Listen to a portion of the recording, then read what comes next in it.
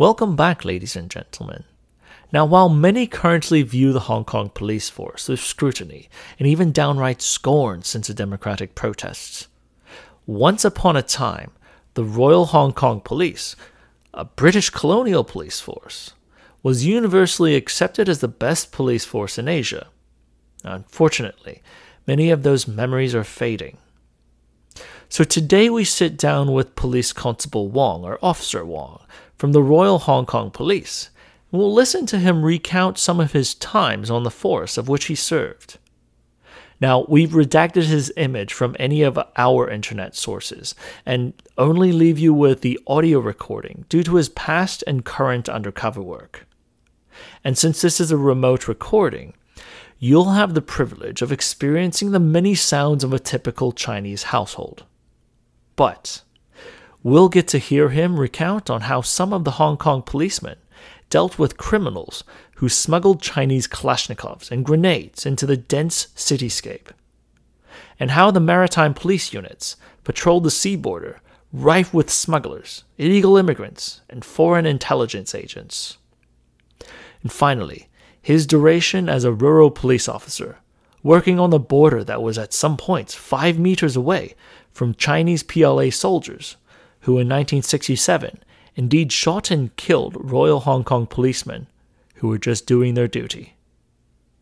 Now, I grew up in the 90s in colonial and post-colonial Hong Kong, so this segment is very near and dear to my childhood memories. And I hope you enjoy our conversation on a Hong Kong that currently only exists in the memory of those who were there.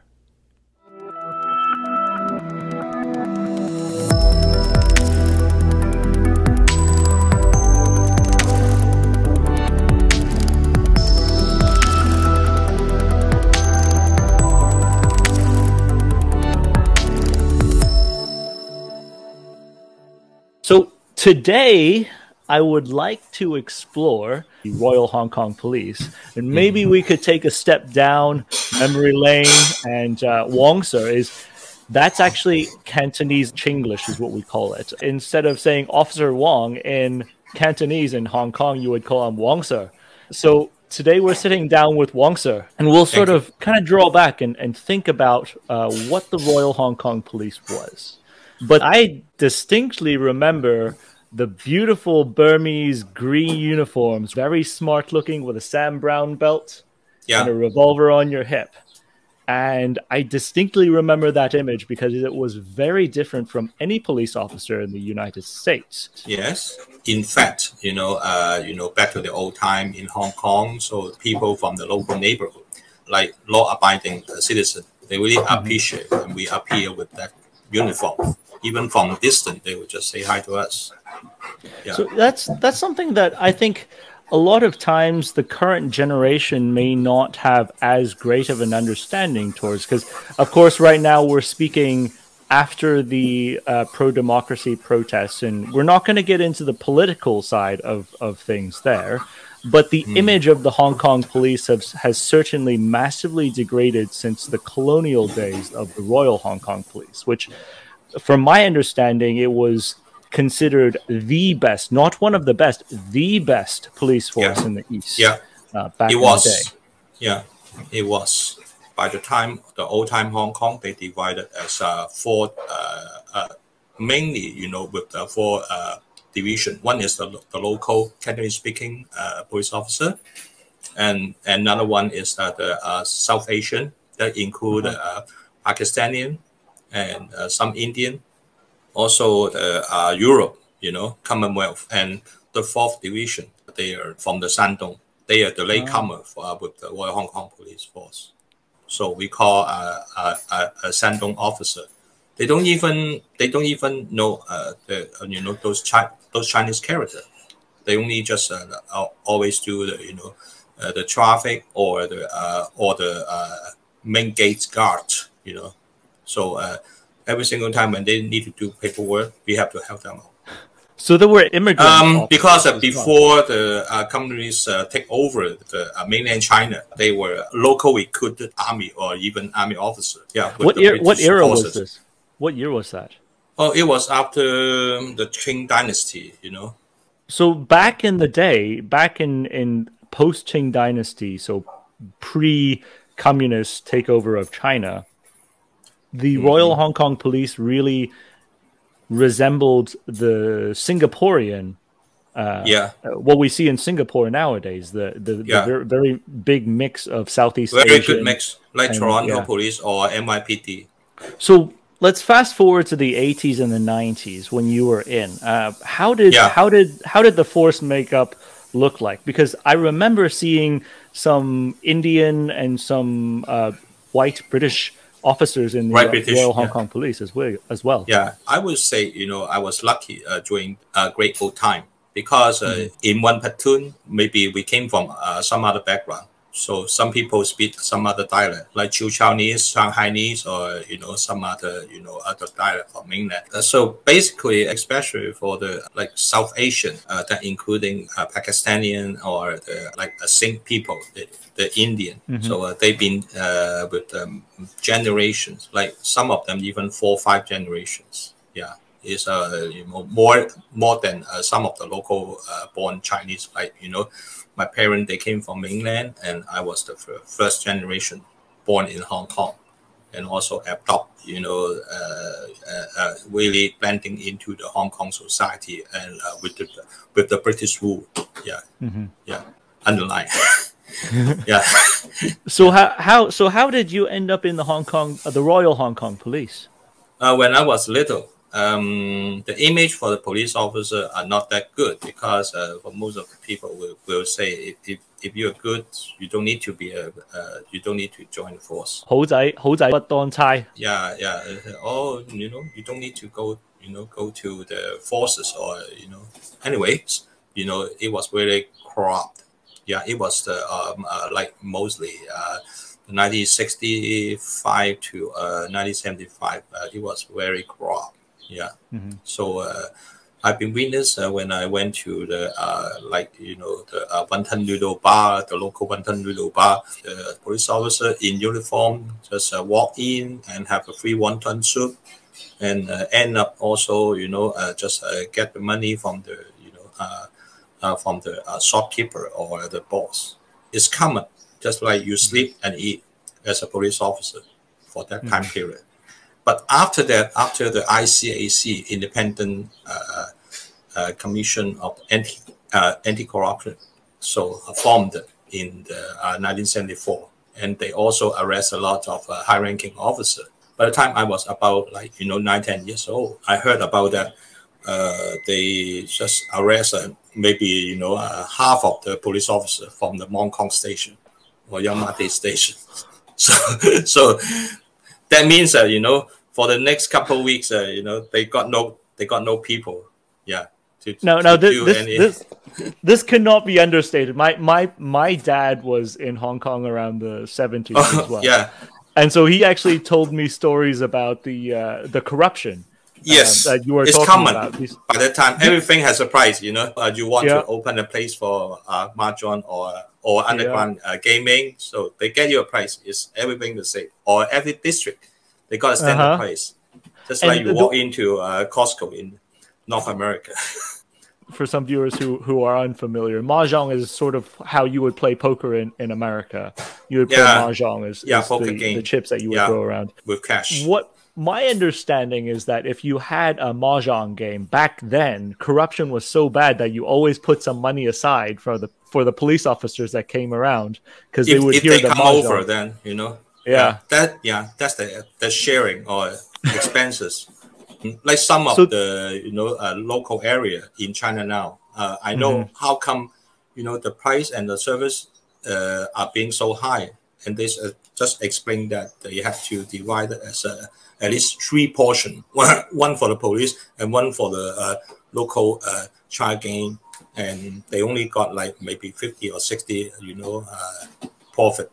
But the ICAC is something that I think perhaps people in the West are not familiar with, and that was a pivotal point of the Royal Hong Kong Police. Was a formation of the ICAC. Now, the ICAC is the anti-corruption. Yeah, directly under the governor of Hong Kong. Right. So it's a commission that answers to nobody, and it's a law enforcement agency that can arrest people for being corrupt. And they were so efficient that Wong Sir was actually saying they arrested half of the officers in one station. And Mong Kok is not a small station. That's one of the big stations. That's a huge, yeah. So my understanding is that the ICAC directly boosted the trust that the people had in the Royal Hong Kong Police back then. After several years, between like 74 to late 70s, 76, 78. Yeah. So you joined afterwards? Of course. You know, by the time I was still underage, I only joined what they call the Junior Police Corps, JPC. I still remember there's a classic movie. It was a long time ago, more than 30 years ago. Sean Connery just said, you know, if you want a good apple, just pick it from the tree, not on the ground. So trying to, you know, get those kids and go to the police station, you know, to get a better bonding, while the street kid, you know, they were still young, and later on they will just brought them to the police cadet school. So I was once to got into that school, which was very good. And also later on we figured out that it was planned before, you know, before they formed the ICAC, because you know, if they don't have the manpower to refill those people being arrested, that's the whole idea for the police cadet school. So after like maybe from 74 to 76, because so actually the, you know, the huge arrests, the big arrests are occupying like between 75 to 77. So they got enough manpower to refill. Yeah, those police. Maybe some of them arrest, some of them escape from Hong Kong forever, and some of them just simply realize that McNeil, they sent a pardon for, you know, all the activity before the 1976. It's okay if you are not on the top list. Okay, but after that, you got to go back to what you're supposed to do. Yeah, a cop is a cop. Yeah. And so how was it when, by the time you joined the Hong Kong Police? What did the people think of the Royal Hong Kong Police by the time you joined? So people's really trust and also recognize police career is also you know, a respectful career in the community. By that time, most of the officers, they have to complete the high school. Although it sounds you know, it sounds nothing for now, but by that time, most of the white-collar job also require complete the high school. I was lucky because by the time the reputation of the public are pretty good, and also we got lots of opportunity to get the recognition and the promotion. Yeah, because the city are expanding to new territory, and also the force are expanding.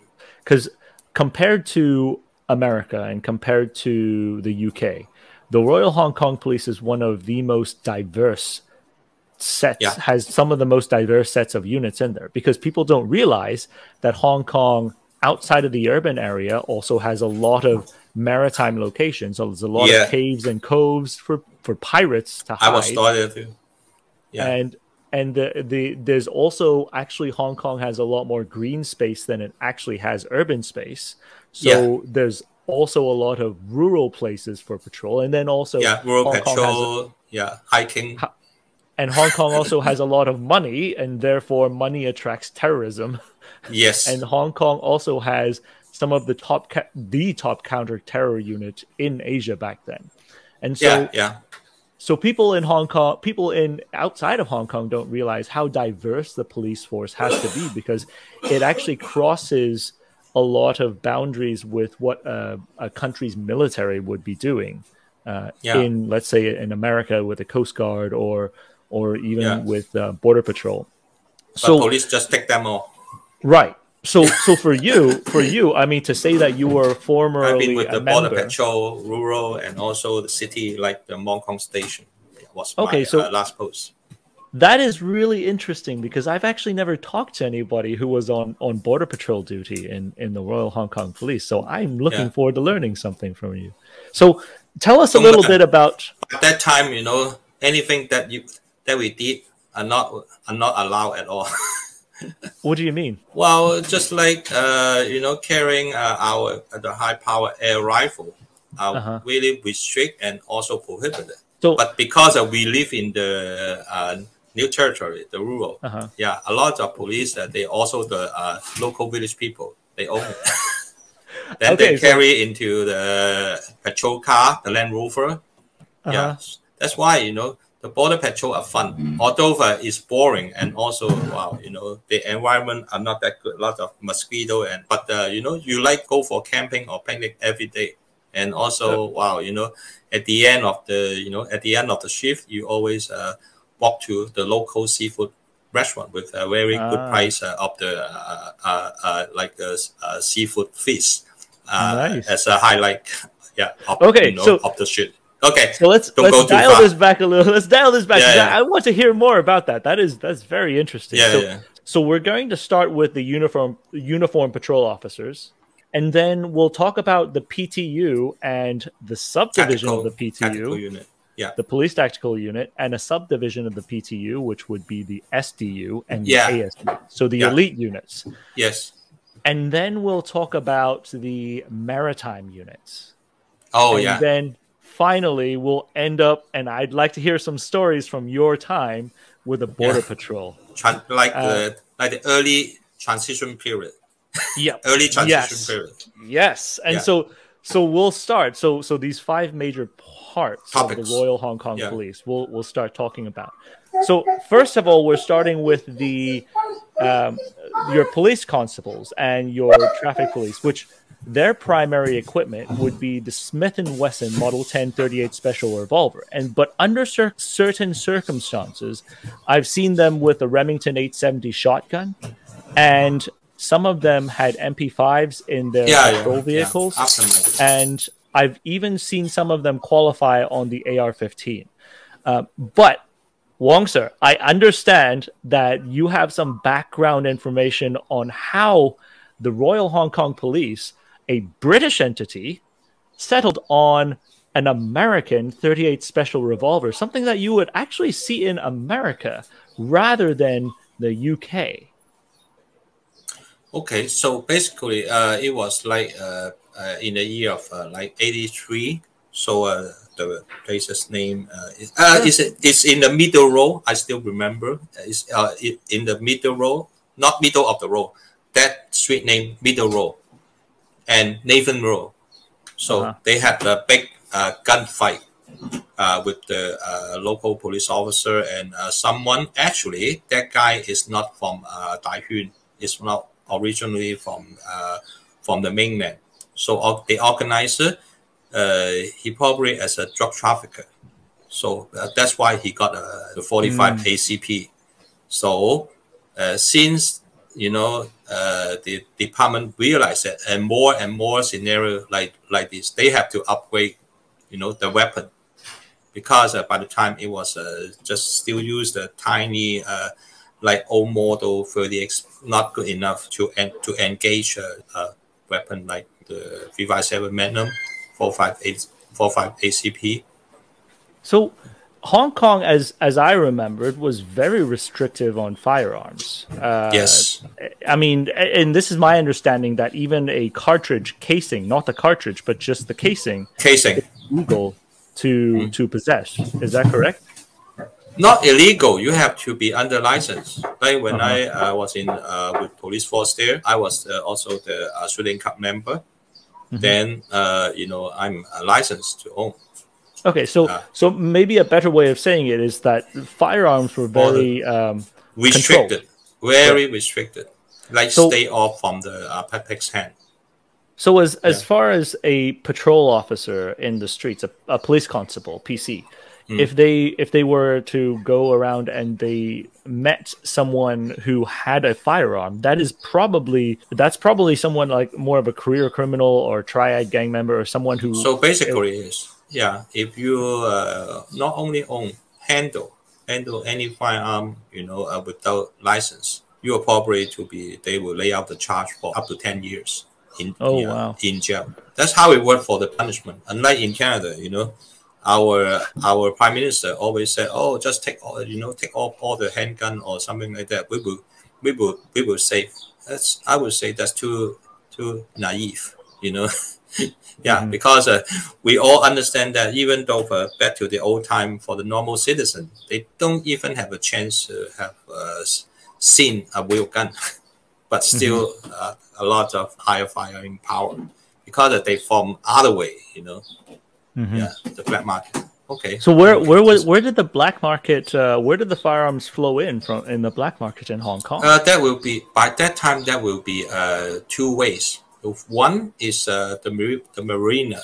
So even to be honest, I know that from the MP of U.S. Embassy, they said some of U.S. troops they had the exercise in Philippines or Thailand. Then they just simply bring it to ship without deterring. When they enter the port of Hong Kong, then they just bring them around into the bar and also sell the gun. By that time. Wow. By that time, yeah. Well, maybe I'll ask you a little bit more about the Hak Sing Sao Chang and because China and Vietnam had a war during the 1978.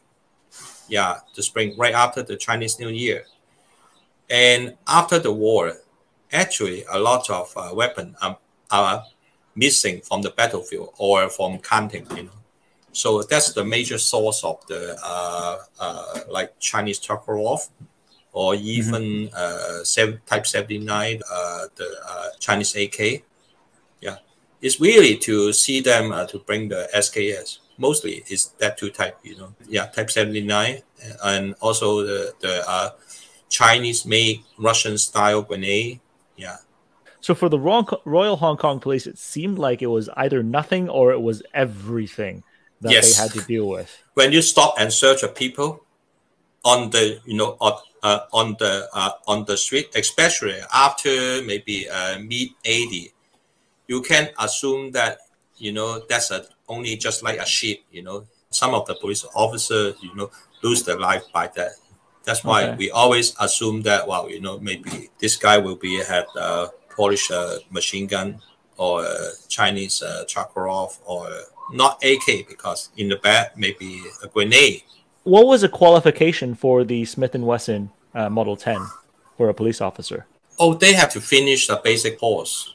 The course is like 360 rounds. They got two stages. One is 10 meter and the other 15 meter. So basically with the 15 meter, you shoot with the barricade, which is the common sense. You find the cover like the stairway or before the handover. The mail post will be a good cover, Yeah. The mail posts, they've all changed. They're no longer the red ER stamped mail posts. But they're solid. They're very solid. Even the AK, you can hide. In some cases, if they use the Russian type, you can just simply fold the grenade into the mail post. Yeah, oh, really? That is absolutely insane to think that you were getting Russian grenades thrown at you in the city. Yeah, and sometimes if you find out someone already pull out the pin and trying to threat you, once if that guy is cordoned, there's no one from the bomb squad around. You just take out your pin of your number, put it back. Oh wow. That's what the old timer teaching, because by the time our uniform still like very traditional. Not nowadays. Nowadays, well, you can find a pin. So I remember seeing the Royal Hong Kong Police typically, and they still do. They typically patrolled in those really tall vans. I think the van had seven. It was 5 or 7 age. officer. For my period, mostly the Land Rover. Oh, Land Rovers back then. Land Rover Defender. The same vehicle like the British forces, Ah, we very always nice. interchange and do the joint operation and the exercise. So in one vehicle, what was how many officers were in one vehicle? For the Land Rover, normally 4 to 5 people. Okay. Yeah. So the first and second row, which is we all like full house, and other the rear the rear of the vehicle, we normally put the gear, like, generator, because by that time, the lithium battery are not that common. We just use the generator to set up the roadblock or something like that. That's why a lot of gear, and also X70. Yeah, when you set up Remington X70. Yeah, X70 police model. Okay. Yeah, and sometime in some of the unit, like EU emergency unit, they got tear gas. They got tear gas gun, grenade launcher. Grenade launcher, not for grenade. It's from the wooden pallet, to hit the crowd when it's the wild. They just hit the ground and try to grab the crowd to be dismissed. So the the less lethal, wooden, less lethal projectile. Interesting. Yeah. With the grenade launcher. Yeah. Okay. And AR too.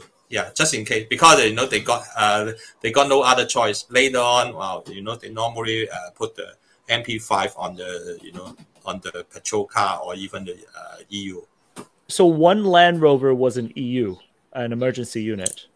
Yes, they can, and sometimes they will use the station wagon. But for most of the time, I was in the new territory, so that's why everyone most of the time equipped with the Land Rover as a standard police patrol car. Yeah. Okay. Because for our training manual, the Land Rover also has a good cover for like the handgun bullet or something. They got a picture and also show us, how to use the Land Rover as a cover for the shooting stand. But for all other vehicle like the Iveco or the Japanese make, no, never do that. So you mentioned that the tall vans was from my era. Yeah. Late 80 to now. Was it the same? Is it the same type of equipment that just shifted from the Land Rover to those vans? Oh yeah, because back to the old day, all Defender has no AC, and later on they said, wow, police is not the military type, they should have a more like what they call luxury working environment because it was fight by the union, Okay. Yeah. Wow, that's nice. So the Royal Hong Kong Police then had the police tactical units, the PTU, which, as we were saying, wears, instead of a standard service cap, they wear a beret with the triple color, the red, gold, and royal blue. Yeah. Behind the badge, the crest of the Royal Hong Kong Police. And they also wore military boots. So it was a more military geared police unit. Yes. And my understanding is that they dealt with a lot of riots. They dealt with basically special circumstances where you needed a surge of manpower. Yes. In a location. Yeah. Or in some situation, just as we serve manpower, just suddenly maybe open fire have been occurred, so they have to find a bullet head or something like that, or the evidence. Yeah. So the PTU basically, outside of the outlook, the equipment is generally the same as a police constable, especially with what we described, the emergency unit vehicles, the EU vehicles. But specifically to the PTU, I want to talk about two branches of police services that have an incredibly high visibility in Asia. And that would be the two major elite units. The Special Duties Unit, the SDU, the Flying Tigers, Feifudo. And then I also want to talk about the ASU, the Airport Security. Airport Security, yeah.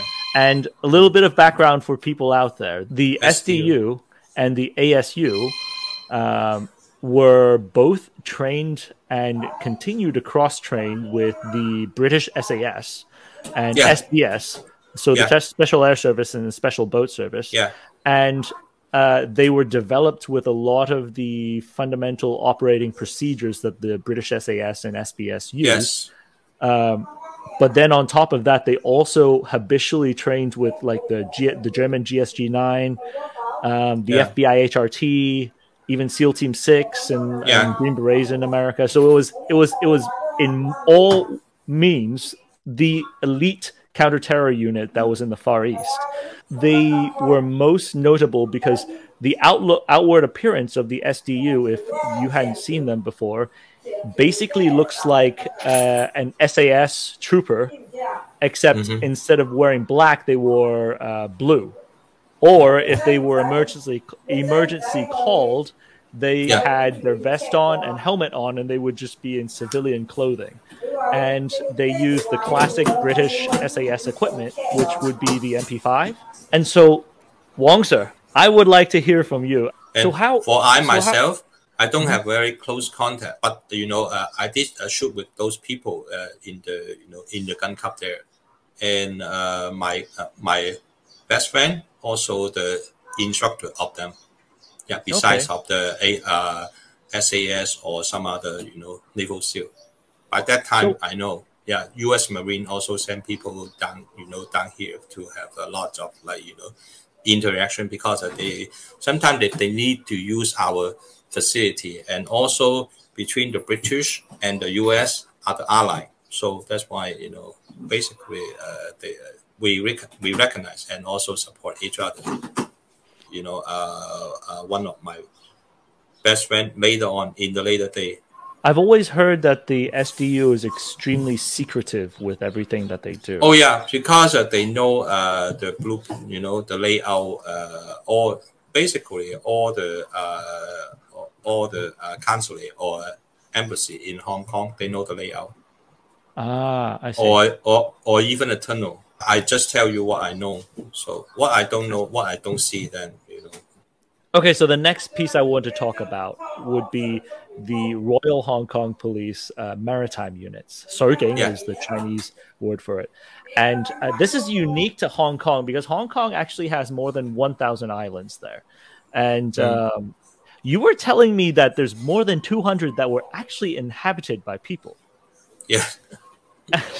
And so that in itself is a massive problem to police and provide any type of law enforcement coverage. On top of that, you've got any type of smugglers, you've got illegal immigrants, and you've got potentially, political activities that could be going across the borders right there.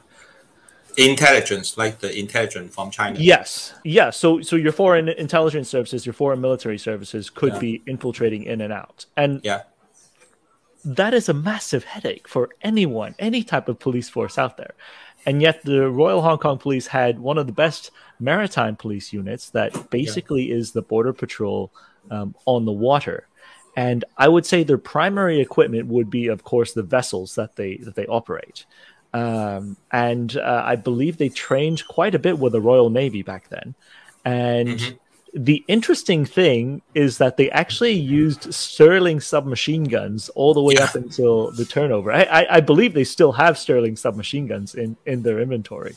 Have you ever worked with them a lot? Do you know if they work with the Navy? I didn't work with them, but I do have a buddy, who's a sergeant for the for the Marine unit. One time I just go to visit him while he and his crew on duty.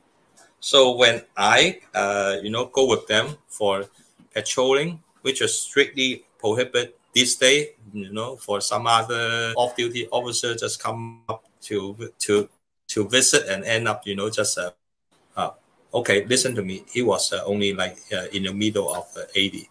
So something we can do back to the old day, not represent nowadays. Okay. Tell me. Okay. So we first just meet up at the Lo Shu Zhao, and meet up with them with the seafood junk, the jumbo junk. Then I just jump onto their fleet on them and see, some people they play mahjong, some people are cooking, and some people maybe watching the AV. So until they are in the AV as in like porno. Porno, yeah. Okay, so these are basically outside in the middle of nowhere doing illegal things. Yeah, in uniform. In uniform. Okay. Or not, or even not in uniform, just carry guns. Yeah. Okay. Okay. So basically, they are just like a family, you know, on the boat. Everybody must be tied up together. Like the military, it's, you know, it's Yeah. been a boys club. It's been a boys club. You're in a tight unit. Everybody knows each other. You have to take care of each other. Yeah, you have to be tolerant with each other, even though you don't like that. But well, you know, you're on the same boat. Exactly. Yeah. So when someone from the land forces, as a police constable, when they transfer into the maritime units, do you see a change of mindset as they go into a maritime unit? So back to the old day, actually, they just simply, when they do the recruiting, they just simply said, we are hiring the maritime police. Simple and easy. Other people, they used to be maybe work for the fleet company, like they're sailor or even the, you know, the engine operator, or even higher ranking, you know, crew. So they just join the police, or you know, they just join the police force with the previous experience. So for my point of view, they are just like a group of seamen with you know, and equipped with weapons and uniforms. Yeah, before that they are sailor or just jobless. You know, they can find job on the land. Are there many of them? Is it a smaller population in the police? Smaller population, but they are famous. Yeah, always a lot of story, because you know, yeah. So for their unit, you know, all people has to you know, stick together for 48 hours, no matter they like each other. Sometimes I heard that they might fight in the boat or something after driving. And one of the very famous incident, not very famous, you know, significant incident. So the corporal 3499 being shot by other drunken Marine police officers.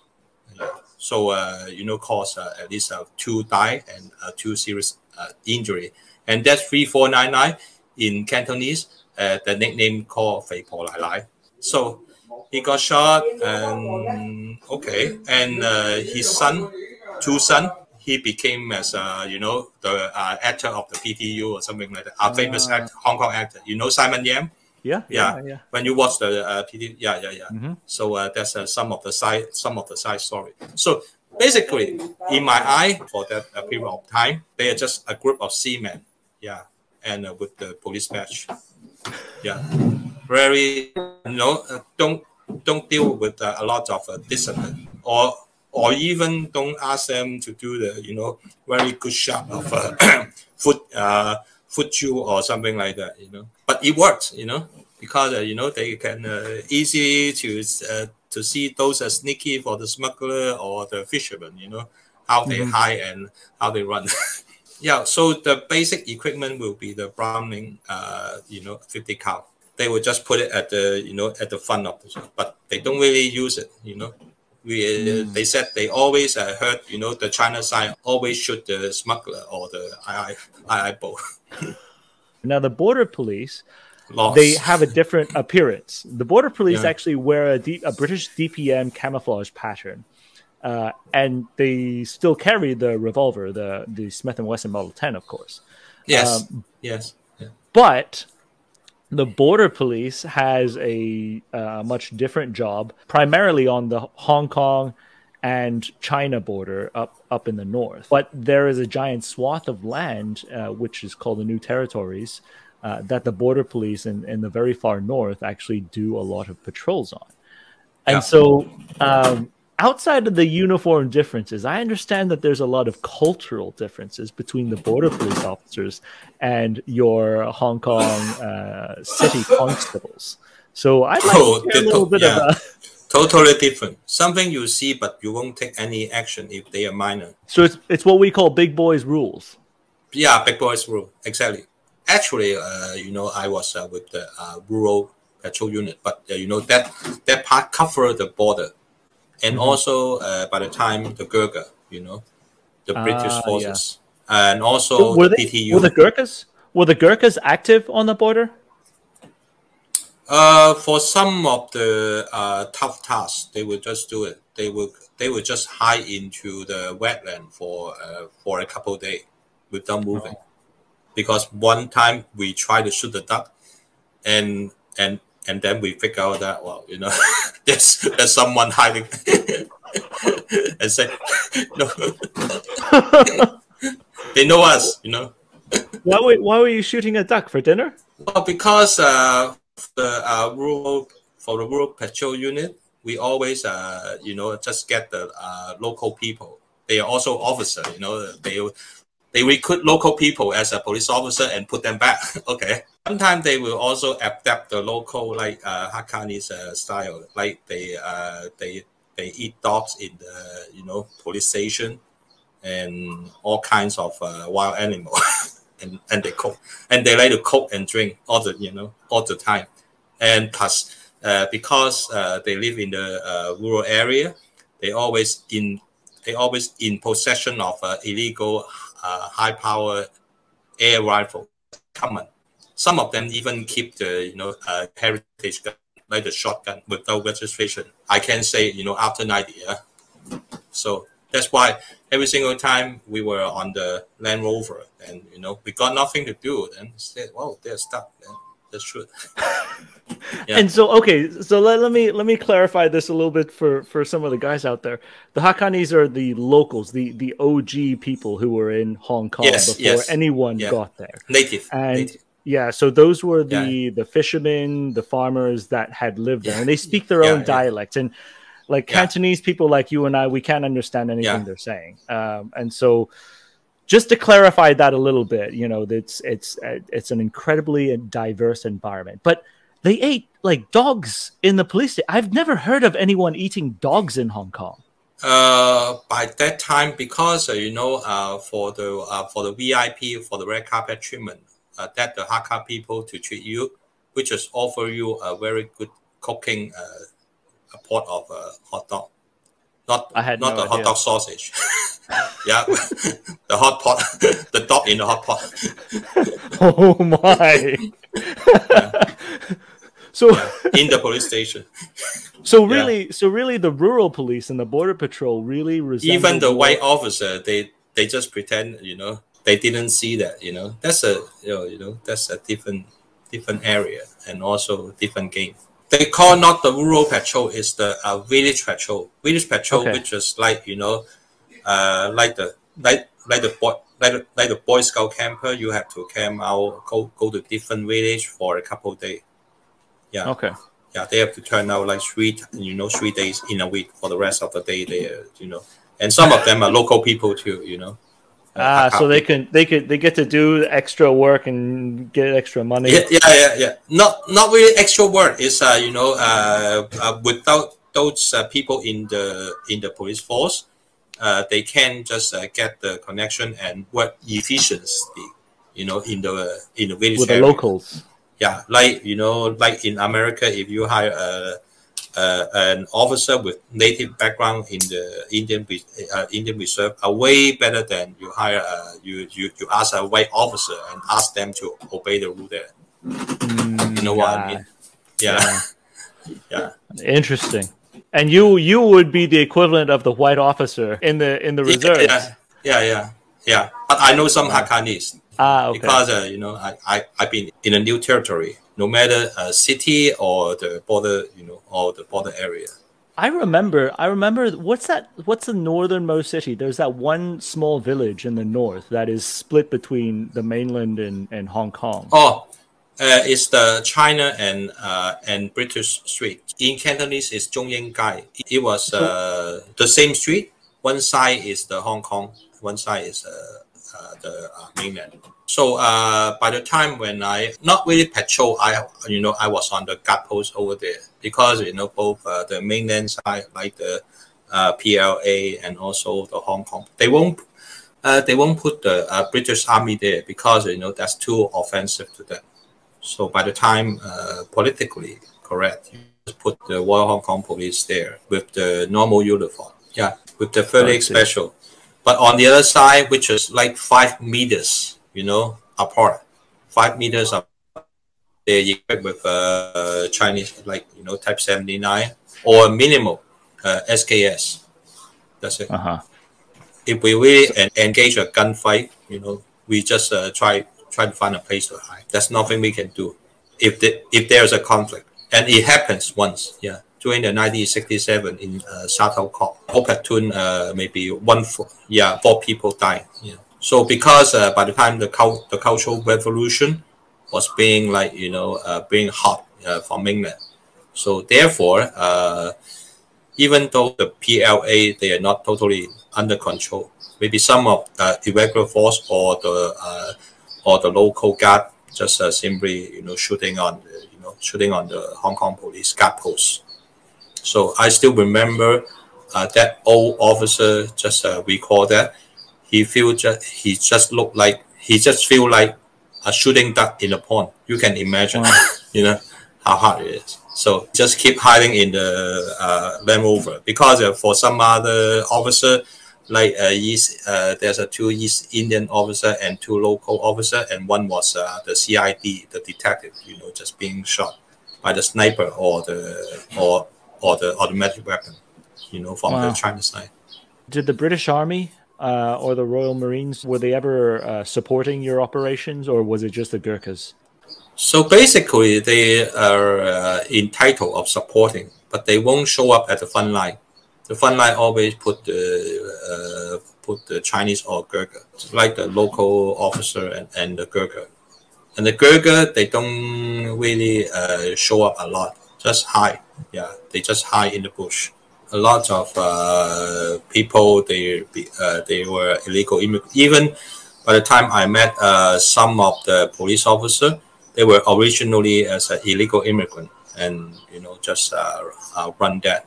They're neither climbing the mountain or swim to Hong Kong. And 7 years later, they became the police officer. Yeah, in Holland. Yeah.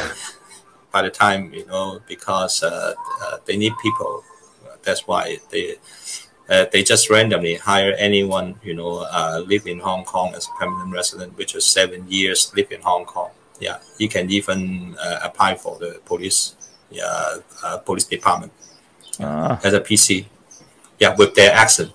Some of them with Chiu Chinese, some of them Hakkanese, Folk Chinese. Yeah. On the border, do you think the border patrol and the border duty was some of the more dangerous? Not some of the dangerous, but you can feel by that time the Cold War, the feeling of the Cold War, standoff. Like every single time you have to be pay extra caution for not being stupid, doing or saying something which what the other side think maybe you were too offensive. So not really danger, but because we look like Chinese and they look like Chinese. So sometimes we even see each other at the restaurant, which is commonly on the border. Sometimes we just they just drink and smoke together. Yeah. So how far is it between on patrols in some of the border locations? How far is it between Hong Kong and China? Very close, within few meters, 5 to 7 meters. The closest, that you can see the other side, just like the, Berlin Wall. By that time, that's a very, very good example to compare the Cold War, between East and West. Very close. By the time the Law Wu Bridge, which is the closest, maybe within 2 meters, they draw a line. No. And I heard that barely heard that the male officer from Hong Kong side, from Royal Hong Kong side, and met with the female soldier there, then and they just went off and started a family in China. Not really went off. They still go back work, and also are standing at the same post. But after off duty, that's their family matter. Yeah. That is a Hong Kong I do not know. That's jump into the late transition period, year of 90. For my time was still the Cold War time. West and East still like standoff, just like today. Because after the the late transition period, like between 90 to 97, and after that, the bonding between Hong Kong and Shenzhen, which is very close. Some of the officers even sell the Hong Kong house and just buy the house in China because they married with mainlander. That's why I won't be surprised that nowadays, the Hong Kong police officer, even they're in my age, show their passion for the central government, just because maybe they already established their lifestyle and bonding between the Hong Kong and the mainland. But for my generation and for I myself, I still like keeping the old time mentalities. Yeah, everybody got choice. By that time, most of the people knows why they want to be a police officer. They want to do the job because they like the job, not the salary or the benefit or any a side benefit. And thus, that is one of the big reasons why the Royal Hong Kong Police, especially in the 80s and the 90s, was considered the best police force in Asia. It's fundamentally, I think it's because mentally you want to be there. You want to do this. That is got to be the biggest driving force for a successful uniform unit, in my opinion. Besides of the people, the spirit, and also the mindsetting mentality at the top. Because you don't know who you are, you don't know why you're doing this job, you will lose the passion, then you will become very corrupted. Also, Wong sir, thank you for sharing some of those intimate stories with us. It's we look forward to having you. Thank you, and we look forward to having you back on the show. And for everybody out there, thanks for sticking around, and we look forward to the next one with Wong sir.